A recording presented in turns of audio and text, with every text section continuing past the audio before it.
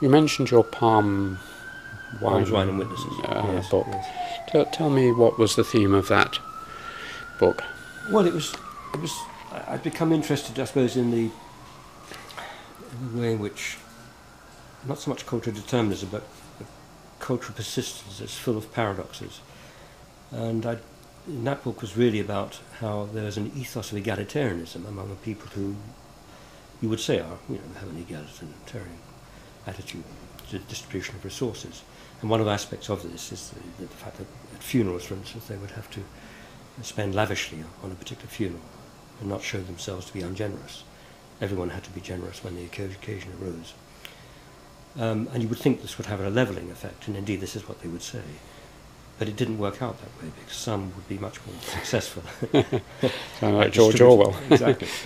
Some are more equal than others. Exactly. So out of that emerged a small number of successful entrepreneurs who managed not only to satisfy the dictates of the custom of generosity at special festive celebrations like funerals, but also managed to keep enough in reserve to buy up land that other people who were forced to go bankrupt would have to sell. And so out of that egalitarian ethos, you had the emergence of quite a big hierarchy, really, of entrepreneurs monopolizing increasingly land, which had now achieved exchange value, and the rest of the population who just lived at just above poverty level. And this is set in the context of an international market for a fluctuating international market for the various goods that they produced: coconuts, copra, to a lesser extent cotton.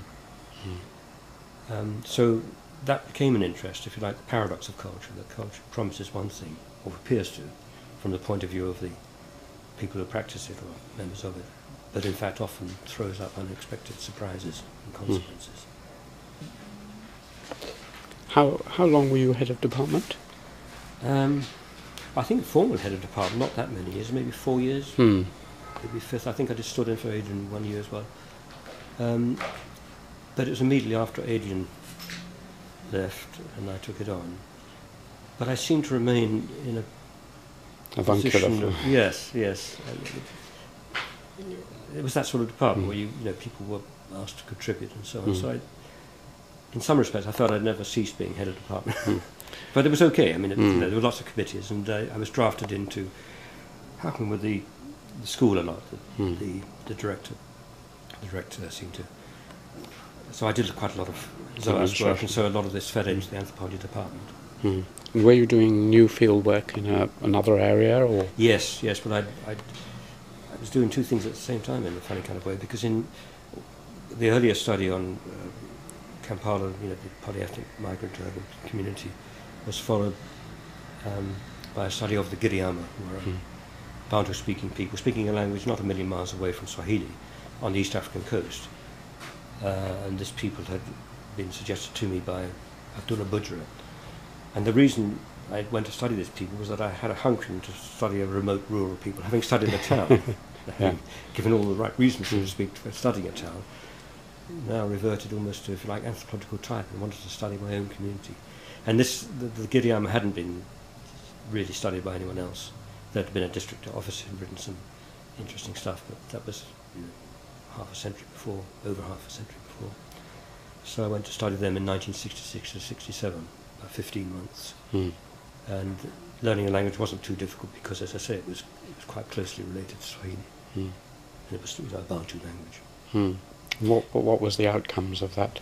Well, that was the Palms, Wine and Witnesses. That was the first publication out of those people. It was a second book, because the first had been, it was the second book, because the first had been on Kampala, the urban study. And then I switched in 1968. I went back to an urban study. This is really a study of urban Luo in Nairobi, Kenya. So the amazing thing is that in the 1960s, I spent almost all the 1960s actually in the field. That was the way things were, how possible that was. So 68, 69, a bit longer perhaps, I was based in Nairobi, but looking at these migrant Luo and tracing out the connections to their rural areas in western Kenya. So now they're contributing to the world by being president of the United States. Right. Yes. Have you read Obama's autobiography? Yes, I've read both books. Hmm. Yes. What do you think? Well, I think they're making a good read. Yes. I mean, it's not exactly relevant to anthropology. No. Perhaps that's Although his relatives are all a lot of yes. them Yes. closely involved in anthropology, but Yes. he isn't. He's not really. Yeah. Hmm. Yeah. Let's move on. I mean, I don't want to rush you on to Oxford too quickly, but is there anything more we should say before you moved on to Oxford? Any other major? Well, I suppose the other thing is that, I mean, I did the study of urban lure in Nairobi. And there's quite a fat book published about that. Hmm. And it's called, it's a terrible title, but I suppose it sort of says what I was trying to say. It's called The Cultural Definition of Political Response. And what I wanted to say in the book was that, without wishing to reify culture, there were these, it was really a continuation of this interest in the paradoxes of culture, both shaping and yet internally inconsistent.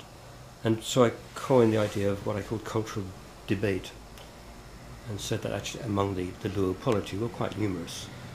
There was this cultural debate going on about which direction the community should go, and it was often recognised as such. People would talk about it in those terms, and there were sides and factions.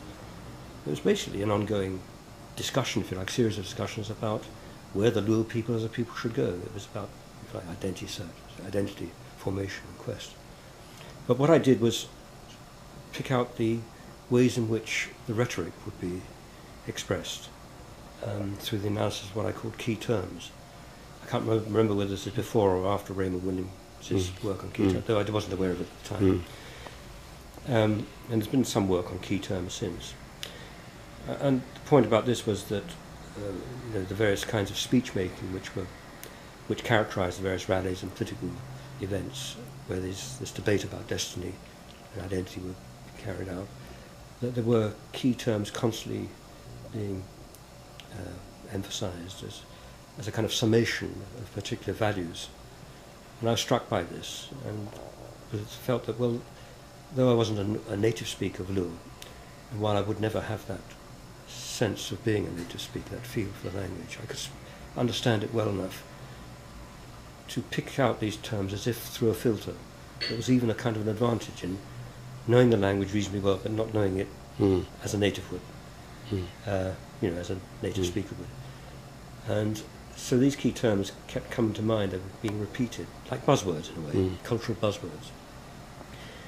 But I also noticed that people who would pose the ideas summarising these key terms would use phrases, and they would be as if they were searching for another kind of way of expressing opposition. And so that became, if you like, the interest in that book, the tension between the use of key terms to summarise values which we should all know about, which should be taken for granted and be beyond question, and the struggle on the part of opponents to come up with alternative propositions. And so that tension between the propositional in sentence form and the key terms, which were propositional but in a kind of abridged form. And that was the basis of the cultural debate.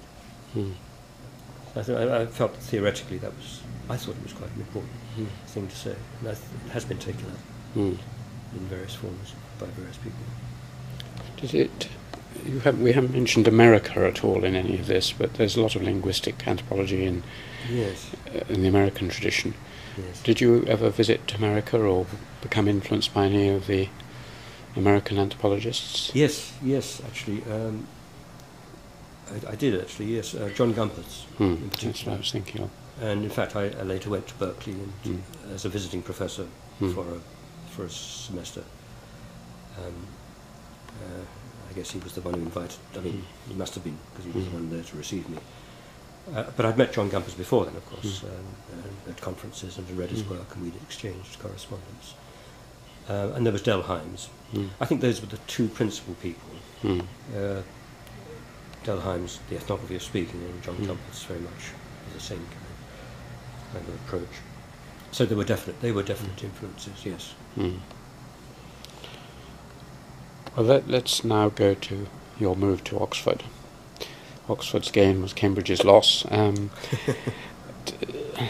Tell me the difference between SOAS and Oxford as an anthropologist. As an anthropologist. That's a tricky question. Well, I think SOAS was very much integrated with the other parts of SOAS. Of course, it was the anthropology department. There was a bounded unit, of course, but there was an African Studies department, and of course there were the centres, regional centres. And it wasn't just at the level of teaching where we shared courses and degrees, but also at the level of research, and especially because it's a nice, coherent, consolidated building. You could actually talk to people from other disciplines. And at SOAS, as well as being able to talk to anthropology, I was easily able to talk to a variety of other people in SOAS from other regions and other disciplines. It was very much an intellectual community based upon the fact that regions were our primary object of study and not disciplines, as it was thought. So I think that area basis, the regional basis of our conversations was very important at SOAS and brought us together. When I got to Oxford, there wasn't this, and in fact, and I knew this before I got to Oxford actually, the reason, I suppose I can answer your question this way, that the reason I was attracted to going to Oxford was that I had noticed, and anyone could notice, that in fact Oxford had tremendous resources. They had the Institute of Social and Cultural Anthropology itself, social anthropology there, but it also had the Pitt Rivers Museum, it also had human sciences, and then biological anthropology. All these were, at the time, vibrant, considered units. And though they had been, only just before I arrived, amalgamated into one school, they hadn't really been brought together. On the whole, the material culture people were polite and nice, but didn't actually work very much with the social cultural anthropologists, and certainly the biological anthropologists were at a remove, and human science was just taught, and this is something Edward Gardner set up, were taught, but again, the amount of involvement in the ISCA itself was really confined to one or two people who taught for it.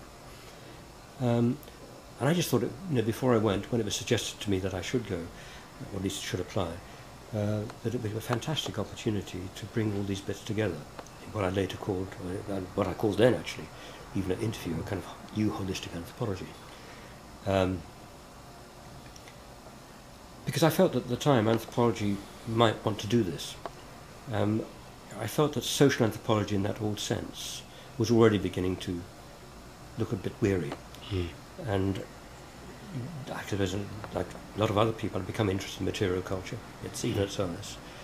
And they were the first, I suppose, beginnings of an interest in the possibility of biocultural evolution as perhaps now being acceptable.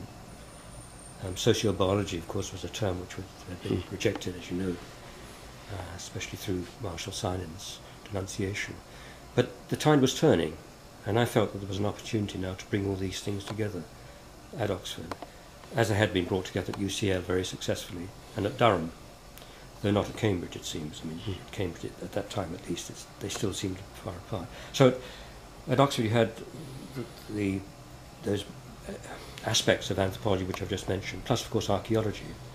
And we had new archaeologists, people like Barry Cunliffe and Chris Gosden, who were very keen on anthropology. And of course there was the Arch-Anth degree been set up, which was remains a very good degree. So there was the basis there. But for some reason or other, people hadn't brought all this stuff together. And it was, so I thought that'd be a wonderful opportunity. So I went for that reason. So I can't pretend that things were terribly well coordinated at Oxford, but that was, in a sense, one of the reasons for going. And I think that one or two other people felt that that was the case as well. Whereas at SOAS, we were asking about a contrast, whereas at SOAS, things were already very well integrated in terms of what else went on in the college. It's a much smaller place, of course. And of course, SOAS was also, from the anthropological point of view, very well integrated with UCL, through especially medical anthropology. And myself, Roland Littlewood, and Murray Last had set up medical anthropology degrees now to institutions. Mm. So there's like a Bloomsbury Centre for medical anthropology. Mm. So SOAS was well integrated. Oxford anthropology was fragmented, Mm. and I wanted to bring it together. And did you succeed? Well, at moment of speaking, yes. I'm well aware, however, as many people have pointed out, that the experience in America is that the so-called four fields approach develops cracks and schisms, and that this can happen. And of course it could happen. Mm. But I do think it's worth the try, and certainly it's very exciting at the moment. Mm. We, as you know, we've recruited Harvey Whitehouse Mm. in his interest in cognition, and Robin Dunbar. Mm. These are two, as it were, late additions. Robin Dunbar, evolutionary biologist, on top of other appointments we've made in the last few years. And I personally think it's very exciting at the moment. So you didn't find it frustrating, because clearly some of your predecessors Oh yes. found it extremely frustrating trying to get anything done in Oxford. Morris must have found it quite difficult, I think. Well, we know he did. And coming from outside to a place like that, there are so many ways of...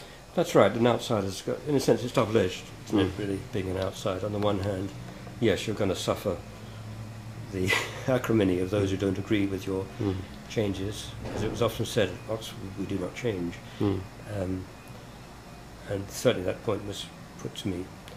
On the other hand, being an outsider, you don't have any previous loyalties. So I think that on balance, it's possible to break the mould. And I think that anyone going to Oxford now, I would say we have broken that mould. And some will regret that, of course. And I'm very well aware there are probably only one or two people now who regret that. I think it's better.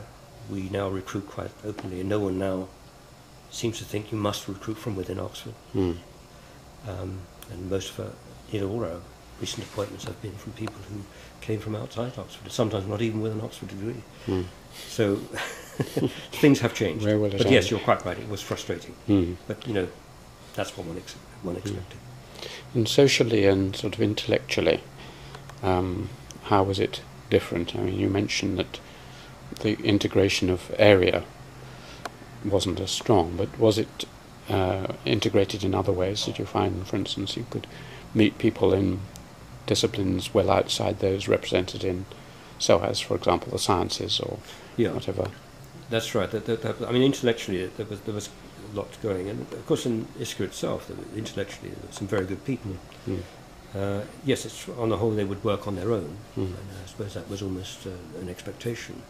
But individually, it produced excellent work. There was never any question of that. That was never in doubt.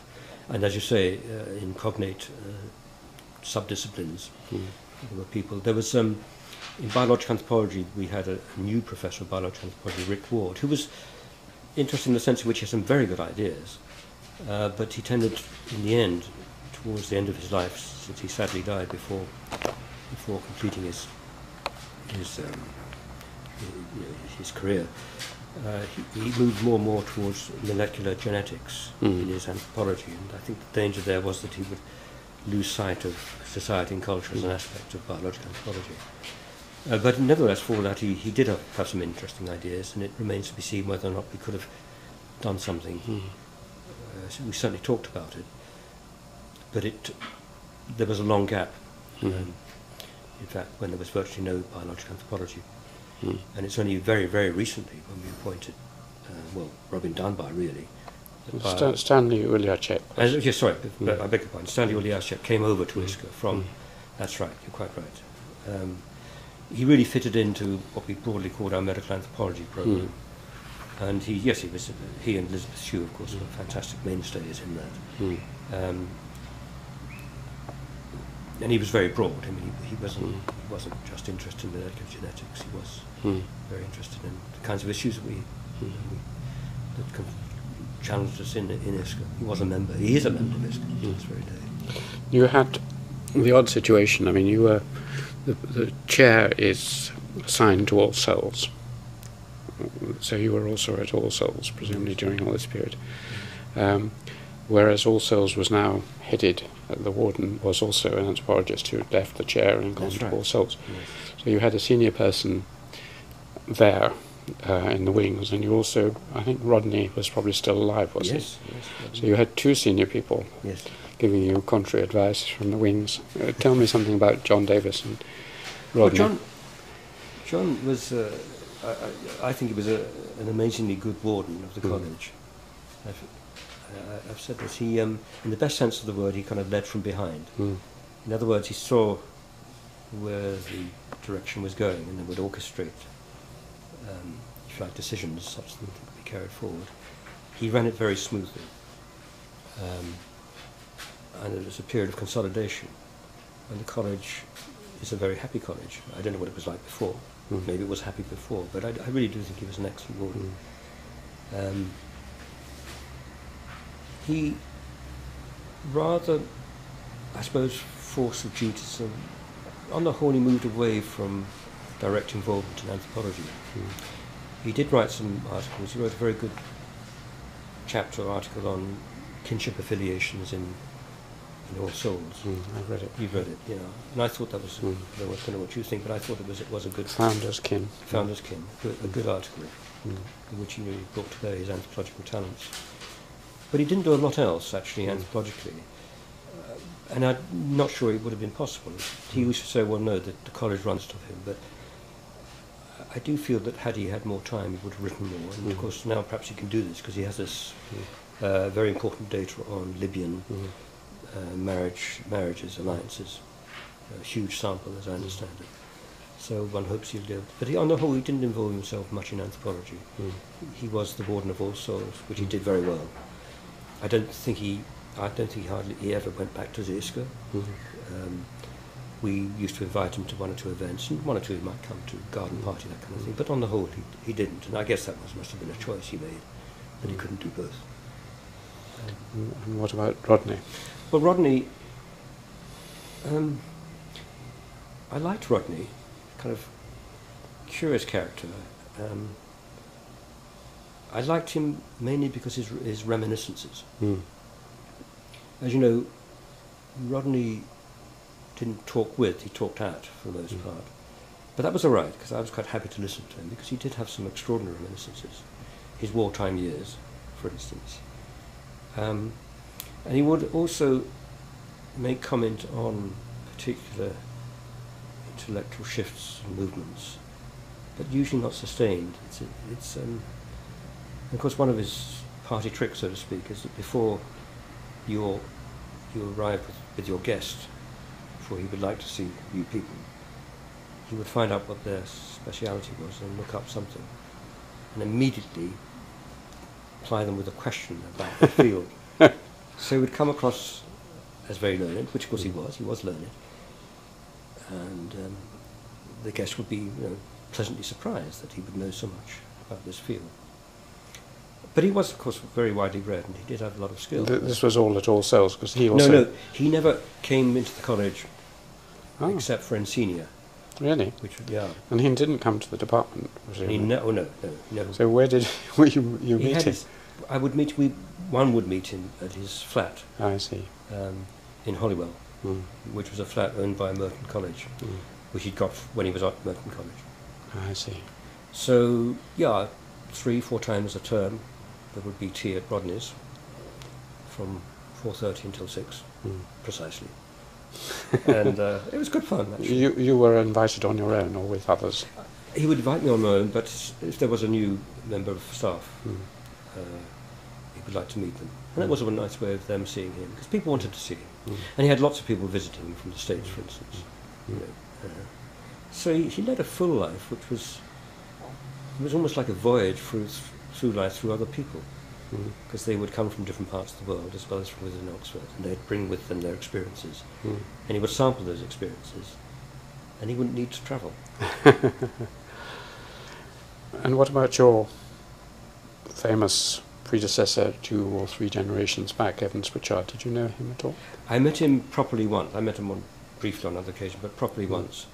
This was arranged by David Parkin when I was for a very brief time at Sussex University. And it was the custom at the time, apparently, according to David Parkin, for Evans Pritchard, who by then had retired. This must have been early 70s. Evans Pritchard had retired, but he used to come down for a week to Brighton And normally it would be David Pocock who would host him and look after him.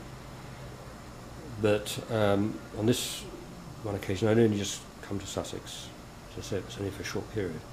So David Pocock came to myself and Ralph Grillo, who was also at Sussex, and explained that Evans Pritchard was coming for his customary summer week in Brighton, and would we like to host him.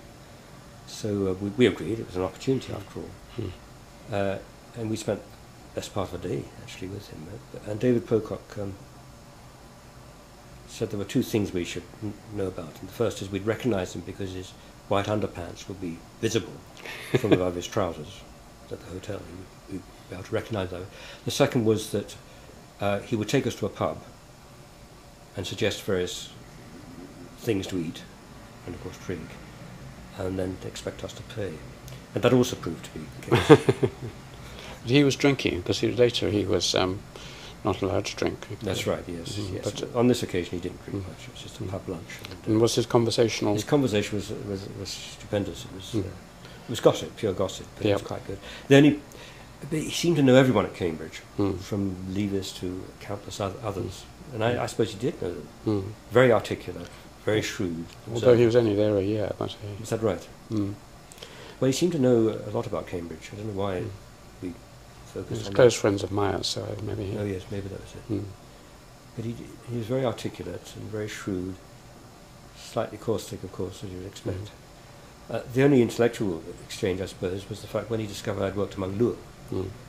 He himself had worked among Lure, and he said he would make over his field notes to me, and that he'd prefer to do that and give them to Aidan Southall, because Aidan had once, of course, criticised him quite heavily in his own work. Quite rightly, I might say. But I would have liked to have received those notes. But when he died, I didn't get them. I never really did discover where they were, and I did ask his...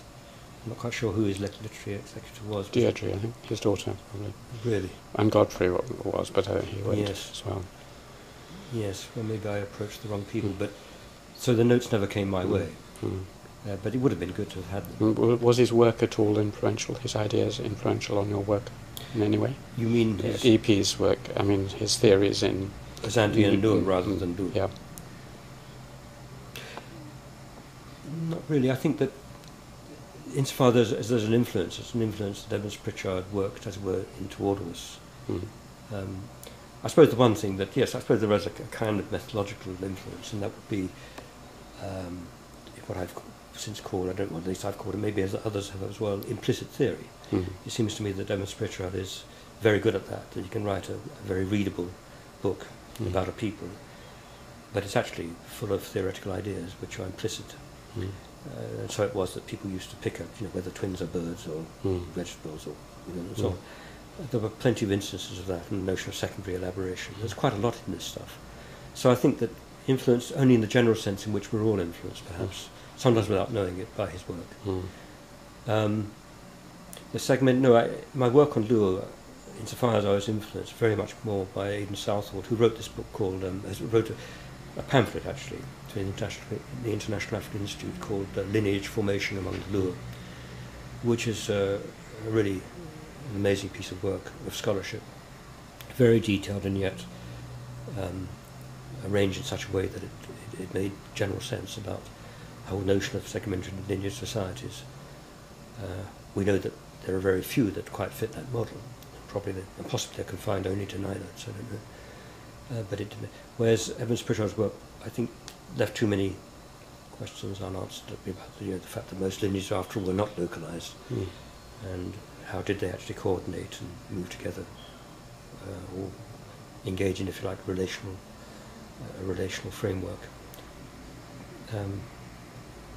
So that would be my answer, I think. And now we have a mutual interest in the Nagas. Yes. I understand. Yes. How has that come about? Well, my wife Vipa has worked among Naga. Vipa Joshi. Vipa Joshi, that's right. Yes, she's worked among Naga for many. I mean, her father, who was a chief of police, worked in Nagaland when she was very young. So in a sense, there's been early exposure through him, really.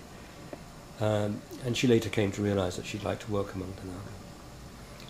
And She had also worked among a people called Saharia in Madhya Pradesh. These are like a tribal people. But anyway, the Nagas. And so it means that she worked among the Angami Nagas. And she worked in Nagamese principally. But it does mean that she obviously knew the works of Christopher von Fiora, Heimendorf, Mills, Hutton, Kaufman very thoroughly by the time I met her. And there was a common interest in Heimendorf. She never met, sadly, which is a great shame. It's a pity. Yeah, it is a pity. But we could still talk about him because his presence is very much there, isn't it, in his writings. And Ursula Graham-Barge, they probably didn't meet either, but a lot of their objects are in the Pit Rivers, as you know. So now the connection to which you refer is that we're now